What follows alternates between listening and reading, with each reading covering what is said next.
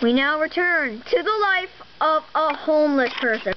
This is Billy Bob Joe, and he is a homeless person. Here's his homeless house, his son, and his homeless car, and his tires, and a dead body. And this is where he lives, right by the train tracks. And that is where his parents are buried. And oh no, the cops have arrived, and they're going to take him down. They're killing him. What? Now they're going for his son. They're killing him. Oh my God. And what's next? The dude from Star Wars. Oh no, it's a dude from Star Wars. No.